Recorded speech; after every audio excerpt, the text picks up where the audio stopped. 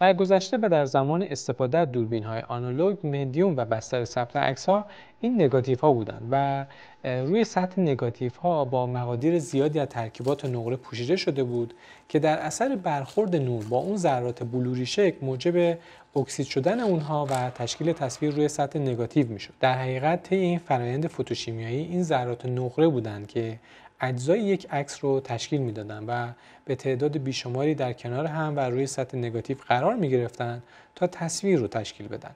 از طرفی هرچه اندازه این ذرات نقره درشتر بود باعث افزایش حساسیت نگاتیو به نور می شد و در عکاسی از صحنه‌های تاریک میتونست موفق‌تر عمل بکنه. اگرچه باعث اصطلاحاً گرینی شدن یا همون دوندون شدن تصویر و کاهش کیفیت و شارپنس تصویر هم میشد. برای سنجش حساسیت نگاتیو ها از استانداردهای ASA و ISO استفاده میشد که با اعدادی نظیر 100، 200، 400 و یا اعداد بالاتر مدرج میشدند و هرچه عدد حساسیت یک نگاتیو عدد بالاتری بود به معنی حساسیت بیشتر اون نگاتیو نسبت به نور بود. و عکاس‌ها هم بر اساس نوع فضای نوری که قرار بود توی اون عکاسی بکنن یکی از این مدل‌های نگاتیوها رو بر اساس حساسیتشون انتخاب می‌کردن و درون دوربین خودشون قرار میدادن. افزایش 2 برابری حساسیت نگاتیو معادل 2 برابر شدن نوردهی و معادل 1 استاب نور بیشتر بود. به این معنی که یک نگاتیوی که دارای حساسیت 200 بود نسبت به یک نگاتیوی که دارای حساسیت 100 بود 2 برابر یا معادل 1 استاب نوردهی بیشتری رو در اختیار عکاس قرار میداد. و اما در عصر دیجیتال، در این دوران که عکاسی بسیار آسان‌تر از گذشته، یعنی دوره استفاده از نگاتیوهای عکاسی و پروسه چاپ و ظهور اونها شده، این حسگرهای دیجیتالی هستند که وظیفه ثبت و تولید تصاویر رو بر عهده دارن و اصطلاحاً تصویر فوتوالکتریکی رو به وجود میارن. حسگرها قطعه‌ای الکترونیکی هستند که وظیفه تبدیل نور به جریان‌های الکتریکی رو بر عهده دارند که با عبور از مدارهای متنوع الکترونیکی میتونن یک تصویر رو تشکیل بدن. حسگرها از اجزای ریزتری به نام پیکسل تشکیل شدن که از 2 حرف ابتدایی 2 کلمه پیکچر و المنت گرفته شده به معنی عنصر تصویری. به تعداد پیکسل های روی سطح حسگر رزولوشن گفته میشه که با واحد مگاپیکسل به معنی میلیون پیکسل شمارش میشه. رزولوشن یکی از مؤلفه‌های اصلی برای انتخاب یک دوربین به شمار میاد. ویژگی‌های حسگر: تعداد پیکسل. افزایش تعداد پیکسل های یک حسگر نقش موثری در کیفیت تصاویر داره و همینطور زمانی که نیاز داریم تصاویرمون دارای جزئیات بیشتر و شارپنس در لبه های سوژه ها باشه. ابعاد سنسور.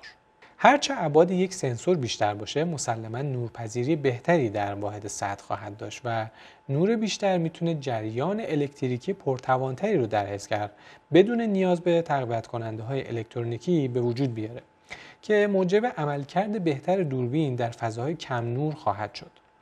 یکی از دلایلی که دوربین گوشی‌های موبایل در تاریکی شب نمیتونن زیاد موفق عمل بکنن به خاطر همین کوچیک بودن ابعاد حسگر اونها، هرچند که اونها دارای تعداد زیادی پیکسل هم باشن. پس یادتون باشه صرف داشتن تعداد پیکسل بیشتر روی حسگری با ابعاد کوچکتر الزاماً نتیجه موفقی رو به همراه نخواهد داشت.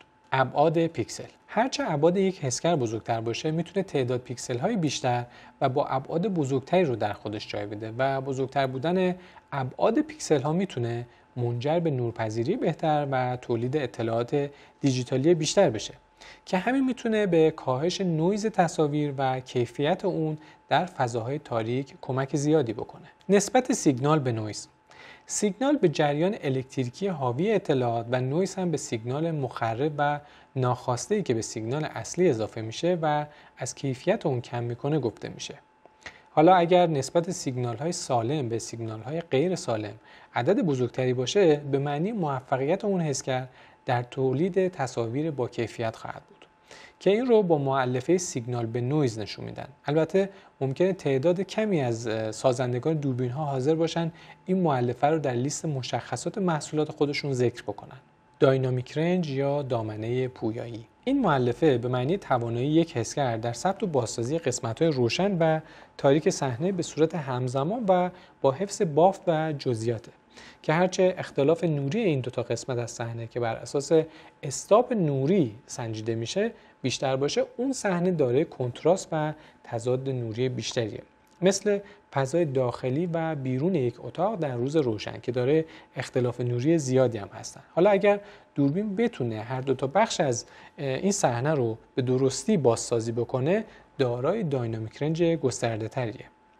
بسیاری از سازندگان دوربین‌های عکاسی و تصویربرداری عمده تلاش خودشون رو صرف تولید یا استفاده از حسگرهایی کردن که بتونن دامنه گسترده‌تری از نوردهی‌های درون صحنه رو ثبت بکنن. حساسیت سنسور برخلاف دوره آنالوگ و فیلم‌های نگاتیو که داره حساسیت معین و از پیش تعیین شده‌ای بودن، حسگرها دارای حساسیت متغیری هستند که با مؤلفه ایزو مدرج شدن که در صحنه‌های مختلف و بسته با صلاح دید عکاس و یا تصویربردار روی میزان معینی تنظیم میشن. هر حسگر داره یک ایزو پایه یا اصطلاحاً بیس ایزو هستش که در اون ایزو مشخص تصویر دارای کمترین میزان نویز تولید شده توسط حسگره. دامنه حداقلی و حداکثری ایزو در حسگر دوربین هم یکی از مؤلفه‌های کاربردی در انتخاب دوربین به شمار میاد. از این نظر که دوربین هایی که داره مقادیر ایزو بالاتری هستند در صحنه‌هایی با روشنایی کم نیز میتونن به ثبت تصاویر بپردازن. اما اینکه هر دوربین در مقادیر معین ایزو چه مقدار نویز تولید میکنه وابسته به مؤلفه‌های سیگنال به نویز اون حسگری که قبلا در موردش صحبت کرده بودیم و خودش یکی از مواردیه که رقابت تنگی بین سازندگان دوربین برای تولید تصاویر با نویز کمتر در ایزوهای بالاتر رو به وجود آورده. مقادیر عددی کمتر برای ایزو به معنی حساسیت کمتر و در نتیجه روشنایی کمتر و از طرفی مقادیر عددی بزرگتر به معنای حساسیت و میزان نوردهی بیشتر تصویره. هر دو برابر شدن عدد ایزو معادل 2 برابر نوردهی بیشتر و برابر با یک استاپه و از طرفی نصف شدن اون هم به معنی کاهش نوردهی به میزان 1/2 و 1 استاپ نور کمتره. معمولا در دوربین‌های دیجیتال ایزوی 100 رو به عنوان کمترین میزان ایزو برای ثبت تصاویر با جزئیات بهتر و همینطور نویز کمتر مورد استفاده قرار میدیم. سوالی که اینجا ممکنه تو ذهنتون به وجود بیاد اینه که پس چه زمانی نیاز داریم از ایزوهای بالاتر استفاده بکنیم؟ در جواب باید بگم که هنگامی که در صحنه‌های تاریکی قرار داریم و امکان جبران نوردهی با شاتر و دیافراگم وجود نداره و یا ممکنه سوژه‌مون متحرک و یا سریع باشه و باید از شاترهای سریعتر بهره بگیریم و همچنین برای دستیابی به عمق میدان بیشتر دیافراگم‌های بسته‌تری رو انتخاب بکنیم، در همگی این شرایط مجبوریم از ایزوهای بالاتری استفاده بکنیم که بتونیم به نوردهی متعادلی هم دست پیدا بکنیم. پس با توجه به این نکته میتونیم بالانس بین اعداد دیافراگم، شاتر و ایزو رو در نظر بگیریم تا عکس ما داره نوردهی مطلوبی باشه. معمولا در میان اعداد اصلی ایزو اعداد میانی هم به چشم میخوره که میتونه به اندازه 1/3 استاپ نوردهی رو بیشتر یا کمتر بکنه. تأثیر فرمت عکس. اکثر دوربین‌های عکاسی میتونن فایل‌های عکس رو با 2 فرمت JPEG و را که همون فایل خام هست ذخیره بکنن که در بخش تنظیمات میتونید به صورت جداگانه و تکی و یا هر دو با هم رو انتخاب بکنید. فایل‌های را در برندهای مختلف دوربین پسوندهای مختلفی دارن مثل CR2 در کنون، نف در نیکون و ARW در سونی و یا حتی بسیاری دیگر. این نوع از فایل‌ها دارای اطلاعات غیر فشرده و به مراتب بیشتری در کانال‌های رنگی و نور عکس هستند و معمولاً نسبت به فایل‌های JPEG حجم بیشتری هم دارند. این فایل‌ها در نرم افزارهای مختلف ادیت عکس دامنه عمل بیشتر و بهتری رو در کنترل نور و رنگ و همینطور ویرایش جزئیات در اختیار شما قرار میدن. در مقابل فایل‌های JPEG فایل‌های به مراتب فشرده‌تری هستند که بخشی از اطلاعات تصویر در اون حذف شده و به همین دلیل حجم کمتری هم دارن و استفاده از این نوع فایل بیشتر زمانی مورد استفاده قرار میگیره که شما نیاز به جزئیات بیشتری در عکس ندارید و یا حتی به دلیل نوع عکاسی در صحنه نیاز دارید تا تعداد بیشتری عکس ثبت بکنید، چون استفاده از فایل‌های خام باعث پر شدن سریعتر کارت حافظه میشه.